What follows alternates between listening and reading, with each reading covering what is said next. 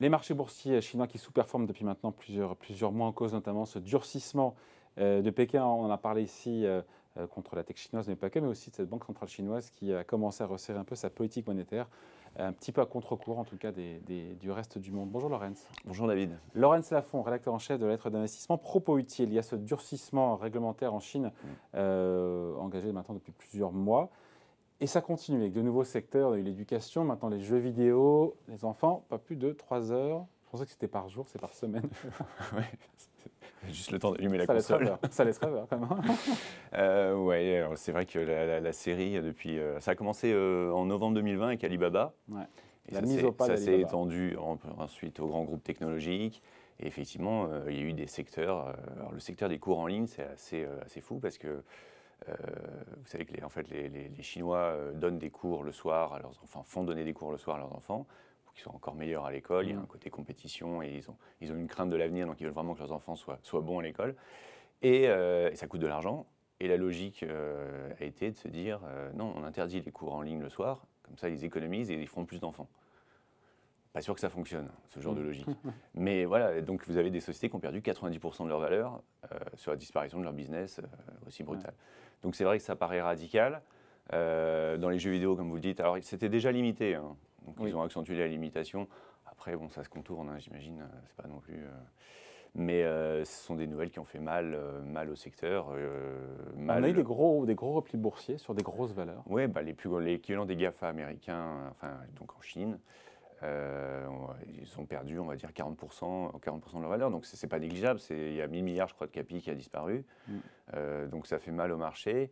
Et ça laisse des traces. Maintenant... Cette réaction, elle est normale, encore une fois, vu toutes les incertitudes qui sont liées à cette reprise en main, ce tour de vis quand même. Hein. Oui, c'est normal. Vous avez un État qui, tout d'un coup, se prend dans une folie interventionniste et constructiviste. Le marché n'apprécie pas. Le marché, c'est le marché libre, c'est le privé. Ça ne plaît guère. Après, c'est plus compliqué que le discours la Chine veut faire mal à ses entreprises. Parce que parfois, on lit ça dans la presse. Ils ne sont pas non plus masos. Ils ne vont pas détruire leur tissu économique et leurs entreprises. Alors, ils cherchent quoi? Il y a un problème ils ont le sentiment qu'ils peuvent résoudre les inégalités en redistribuant la richesse que ces grands groupes ont créée. Donc vous avez vu qu'ils ont contraint Alibaba et d'autres à donner de l'argent. À faire de la philanthropie à l'américaine. À la philanthropie. Donc, et les milliards n'ont plus derrière. Hein, oui, bien sûr, ça va vite. Hein. On appuie sur le bouton. On appuie sur le bouton, exactement. Donc ça, c'est une manière de faire. Et ils se disent qu'il y a des pratiques monopolistiques. On les a constatées aussi en Europe et aux États-Unis. Et évidemment, dans un État plus proche du totalitarisme que de la liberté, ça va plus vite pour corriger ce genre de choses. Maintenant, c'est vraiment multiples facettes. Il y a eu des mesures assez contradictoires. Si vous prenez une mesure simple qui était de s'attaquer déjà au groupe qui était coté à New York. Parce qu'en fait, ce qui gêne Pékin, c'est que des groupes chinois aillent enrichir des investisseurs américains et prendre du poids et faire grossir une bourse américaine qui est déjà ultra puissante. Donc l'idée n'était pas mauvaise. L'idée de se dire qu'il faut qu'ils se cotent à Hong Kong. On veut devenir une puissance, ça va dans le bon sens. Mais quand vous, dans le même temps, vous tapez comme un sourd sur des secteurs et que vous faites chuter des cours, juste comme vous le dites, en appuyant sur un bouton, ça va dans le mauvais sens pour la bourse hongkongaise ou chinoise. Donc ça, c'est une incohérence. Après, ils sont bien conscients que l'innovation viendra du privé. D'ailleurs, le vice-premier ministre l'a redit, qu'ils essaient un peu de rassurer maintenant en disant que le privé, on encourage le privé, ça reste important pour la Chine. Et en même temps, ils veulent faire du dirigisme en disant, voilà, maintenant c'est la biotech, les véhicules électriques, et moins Internet, les réseaux sociaux, les jeux vidéo. Donc voilà, c'est complexe. Et on a un parti communiste qui veut réaffirmer sa puissance. Ouais. Et on a surtout un dirigeant, Xi Jinping, ouais. qui est en train de prendre le melon dans des mesures assez hallucinantes. Qu'est-ce que fait dire ça? Il se prend pour le grand timonier, il veut marquer l'histoire. On a l'impression qu'il est au-dessus du Parti communiste et de la Chine. Voilà. Ouais. Là, dernièrement, une petite mesure intéressante, c'est que les manuels scolaires chinois ont été revus avec les grandes phrases de Xi Jinping qui doivent être apprises par cœur dès le CP par le grand-père Xi Jinping. C'est comme ça qu'il le nomme pour le côté affectueux. Voilà. Donc vous avez ce personnage-là qui crée déjà des dissensions. Il est ultra puissant. Mais vous avez quand même, par exemple, Li Keqiang, qui est le Premier ministre, qui est beaucoup plus favorable au privé, qui n'était pas pour la guerre commerciale avec les États-Unis. Et vous avez, quand quelqu'un concentre autant de pouvoir dans un système, une organisation où vous êtes censé partager le pouvoir à 200, ça crée des inimitiés. Alors tout ça, c'est difficile à discerner puisque c'est fermé. Mais voilà, un dirigeant communiste, sa durée de vie, c'est à peu près 10 ans. Ça va faire 10 ans que Xi Jinping est au pouvoir, donc il ne prend pas de successeur. Il semble se dire qu'il est là pour 30 ans. On va voir ce que ça va donner, mais ça va être intéressant de voir si cette manière d'accélérer, d'aller dans l'excès,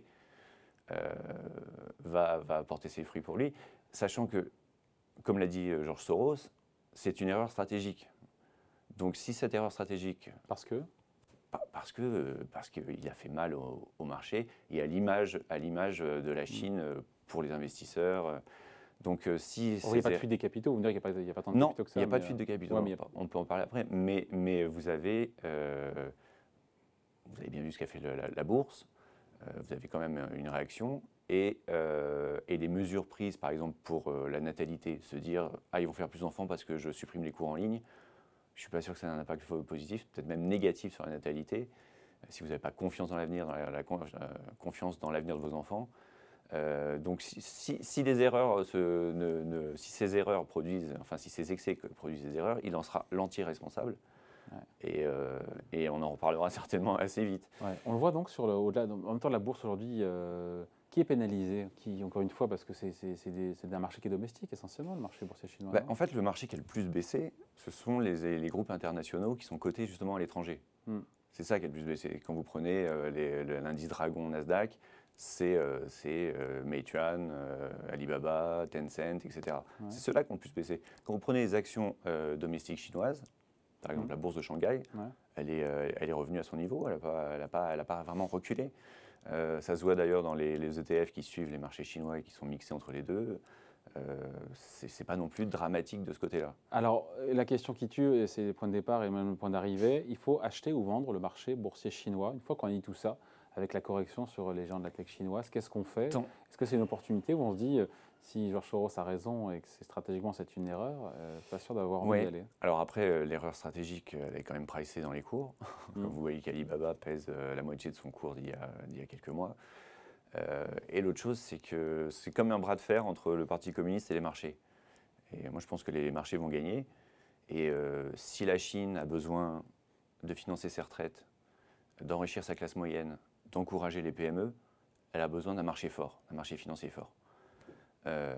Donc, elle va de toute manière devoir corriger ce qu'elle vient de faire et encourager la naissance d'entreprises en Chine et les marchés boursiers.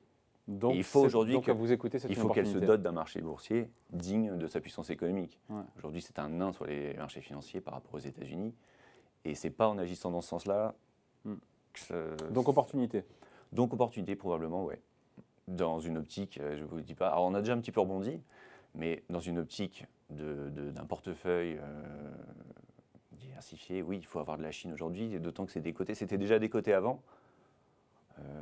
Vous avez effectivement des groupes intéressants et c'est impossible de ne pas avoir des actions chinoises aujourd'hui dans son portefeuille, sachant que, comme je dis, c'est pricé. Les mauvaises nouvelles, bon, on en a pris beaucoup récemment.